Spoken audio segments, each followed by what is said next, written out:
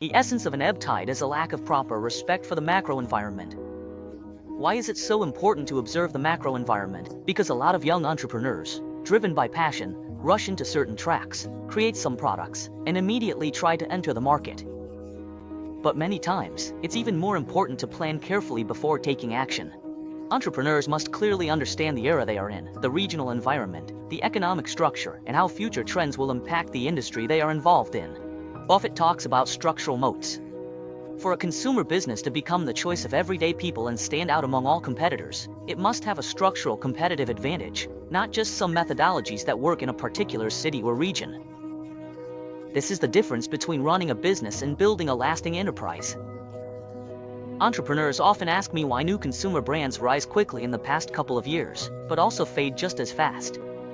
First of all, the consumer industry is definitely a long-term, high-potential track. For Chinese people, there are 7 essentials in daily life: firewood, rice, oil, salt, sauce, vinegar, and tea. Each of these is practically a trillion-yuan market, but if you think about it, how many big companies are there in these sectors? How many companies have achieved hundreds of billions in revenue, or $1 trillion in market value? Almost none. Second, with so much innovation in consumer products and so many new brand companies emerging in the past 2 years, and with capital pouring into the consumer sector, why has the new consumer market still fallen short of expectations? These phenomena are worth reflecting on. I think the main reason is that most entrepreneurs are indifferent to the macroeconomy, believing that it has nothing to do with them. But I think Munger was right. You may not be able to do much about the macro situation, but on the micro level, you absolutely have to take action. A company succeeds only if it has a clear, steady, and objective understanding of the macro environment, its own future development, and the importance of its brand in people's lives. Only then can it seize those long-term, high-potential opportunities. I've seen so many entrepreneurs pick a small feature or a minor pain point to focus on, then try to build a business using social currency, mobile internet, and traffic dividends. At first glance, it might seem like a good idea, but over time all sorts of problems start to emerge. Why does this happen? It's because they don't understand the macro environment, they don't understand the industry structure, and they haven't put in the effort to seriously study the Chinese economy. If you don't understand the Chinese economy and future development trends, your starting point will be off, and the outcome won't be ideal. Thinking that you can succeed just by choosing a small niche is an illusion.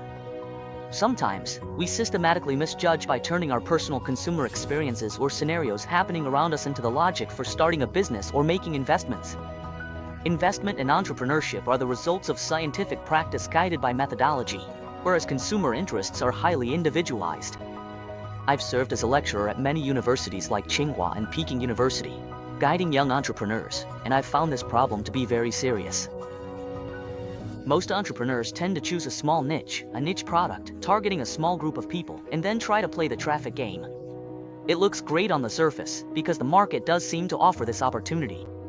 The benefits brought by our electronic payment systems, cold chain logistics, and other infrastructure have made the threshold for starting a business lower than ever before, but in reality, the barriers are higher than ever. These days, going from 0 to 1 isn't that hard, but going from 1 to 10 is very difficult, and going from 10 to 100 is even harder. If you want to become a large company or a national brand, it's basically 1 in a million. I also often listen to some entrepreneurs share their experiences. At first, what they say sounds reasonable, but when you think about it more carefully, the challenges posed by time are still quite significant. Especially when we're facing structural upgrades, economic downturns, supply shocks, shrinking demand, weakening expectations, and on top of that, the Russia-Ukraine geopolitical conflict. None of these are in our favor.